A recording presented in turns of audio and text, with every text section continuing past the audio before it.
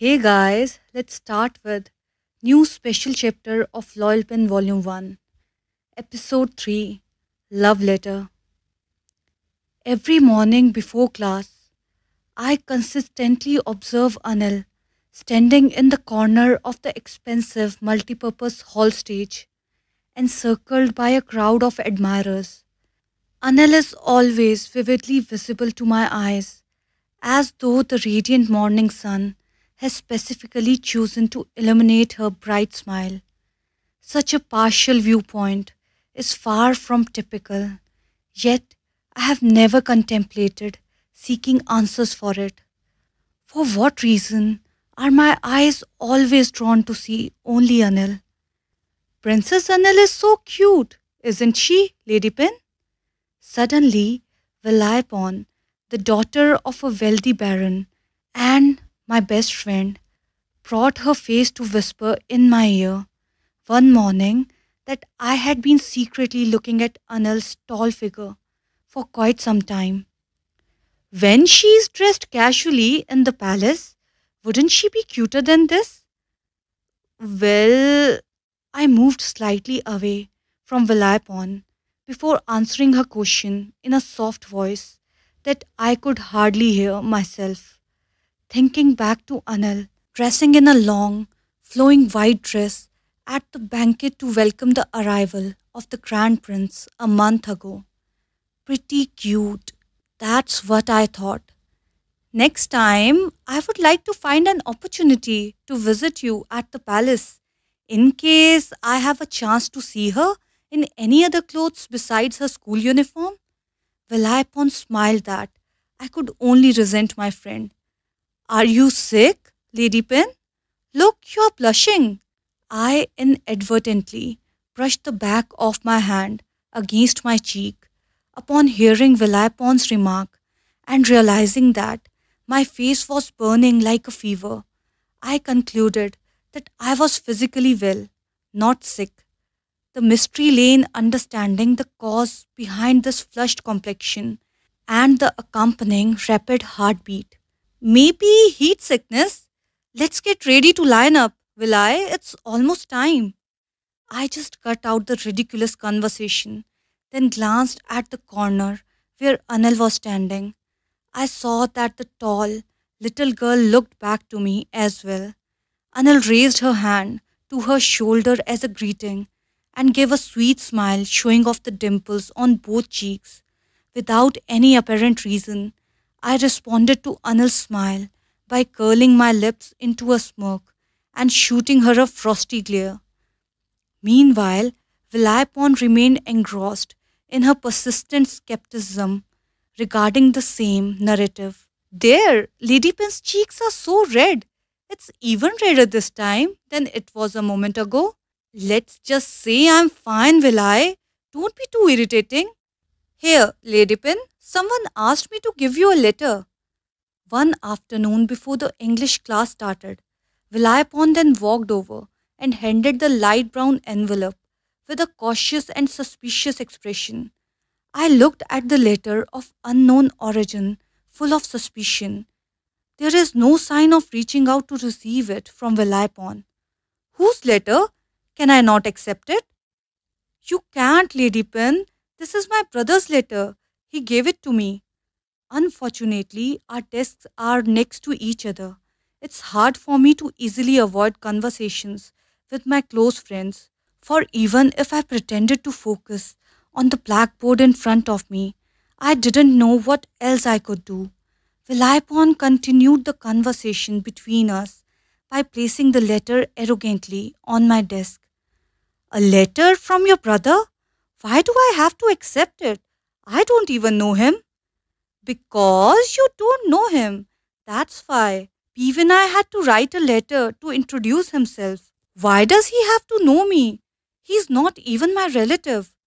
My face is probably very messy, not satisfied with the behavior of my best friend, who is different every day. For such a long time, I became close friends with Vilaypon because she is a good natured person, unlike me who speaks less. In the past, Vilaypon had never interfered with me like this before. Therefore, I couldn't help thinking that I wouldn't be able to catch up with this behavior of my friend. Even though he's not a relative, but he's the brother of your dear friend, Lady Pin. Can't it be for my sake? Please get to know him. If you don't like him, just simply forget about it. That's it. No is no. Don't talk to me about it again, will I?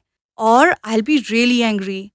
It was my luck that as soon as I finished the sentence, teacher Simon walked into the classroom like a bell that saved my life at the last moment. I used my fingertips to knock the letter away from my desk, while Vilayapon had a dejected expression, like someone who was feeling extremely disappointed. No matter what, it seemed like I had to carry the frustration of that letter throughout the afternoon until it was time for Peepum to drive the chowke to pick me up. As soon as he opened the car door, I found Anil already reclining and smiling in the car. Why are you sitting in chowke today? Why don't you go back to the royal car with Khun on every day like last week? When I questioned Anil for the first time, my tone was drenched in sarcasm, and I couldn't help myself. Last week I had to do that because I had to. Because the car that came to pick Kunon up that evening had a problem. So I had to ask Uncle Pillai to drop her off. Actually, Anil wants to go to Chowke with Kunpin every day. Anil doesn't have to explain.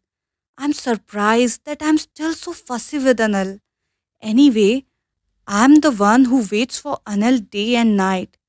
That's not true. The little lady pretended to move to sit closer and smiled sweetly to me. At least today I have been waiting for Kunpin for a long time. I couldn't contain my frustration as I cast an irritated glance at the person now seated beside me. Peepum, following his duty, began making his way to the car, seemingly indifferent to the ongoing conversation between Anil and me. During the journey back to the Saftaret palace, I stared out of the window, aware that the young princess was fixated on my face, her expression unreadable. I'm sure because I can see her beautiful face from the edge of my eye. Moreover, she tried to glide her fingertips on my fingertips in the same playful manner as usual. However, the time wasted in the car passed very quickly, as if the school fence was next to the fence of the Saftarat palace. Soon, Peepum brought us both to the front palace, but Anil waved to tell him to move on quickly without much thought. Take me to the Bua palace. Anil spoke these words with a sly smile, a sight I had become accustomed to. Unintentionally, I crossed my arms and shot a frosty glare at the young princess. Despite feeling content that my farewell with Anil was being prolonged, I was aware that if Anil allowed Peepum to escort her to the Bua palace, she would linger until evening, as she always did in the past. Can Kunpin teach me homework today? The small face was filled with a smile when she spoke in a sweet, pleading tone. I couldn't help but smile. I forgot that I was playing the role of neglecting the person in front of me. What subject? Any subject. Anil? What subject should it be? Anil tapped her index finger against her temples with a smile on her face. Mathematics is fine. Is Anil bullying me? I spoke up as I walked with my school bag and led Anil to the waterfront pavilion of the Bua Palace. Meanwhile, Pikoi rushed to bring the accompanying food to Anil as soon as she saw Princess Anil came down from Chowke knowingly. Thank you, Mekoe. Anil looked at the rice crackers on the plate for a moment and then thanked Pikoi in a cute, friendly manner, as always. Anil is always like this. In other words, it's akin to freely sharing her own charms with everyone, much like raindrops saturating parched soil during the dry season. I both love and don't love this qualification of Anil. What math question do smart people want unskilled people to teach? I raised both hands to crossed my arms while we were both alone at the waterfront pavilion. The young princess did not show any fear or coldness towards me, with a smile on her face, while she took out a notebook from her school bag before extending her palm in front of me as if she wanted to ask for something. Can I borrow a pencil? I forgot to bring it from my school desk. Then look in my school bag, Anil. There's a stationery bag, I said, handing the young lady a thick school bag. Unfortunately, Anil is too naughty to look for just a bag of stationery, like I expect. There's an envelope in your bag, Kunpin. Anil raised a well known brown envelope before me, and in that instant, it felt as though scalding oil has been poured over me before head to toe. My only thought was that Vilayapon had sneakily placed her brother's letter into my school bag without seeking my permission. Yes, I could only answer Anil shortly, then remained silent like a dumb lunatic. What letter? This time Anil's dark eyes exuded an intense gleam, unlike anything I had ever witnessed. It looks like a love letter, Kunpin. Hearing that, I was stunned. It took me a long time to say the next sentence. Anil spoke as if you had often received love letters. I received some, Anil said, with her eyes twinkling, as if she was pleading. But that doesn't mean I'm happy about it. Who did you get them from? I inquired with a serious demeanor, my heart contracting at the innocent response from the individual before me. I couldn't explain why I felt so agitated and uneasy. From seniors, juniors, friends, and some boys from different schools. I read it once and then tore it up. I didn't hold on to it, vex myself. But Kunpan kept this letter in your school bag like a precious item. My heart suddenly ached when I saw that Anil's eyes were gloomy beyond what I could bear. I didn't keep it. Someone placed it in my bag against my will. Kunpin read it and didn't like it, which is why you don't want to keep it. No, I don't even care to open it. Then can I read it to Kunpin? What Anil wants to do, it's Anil's business. I didn't see that letter was important.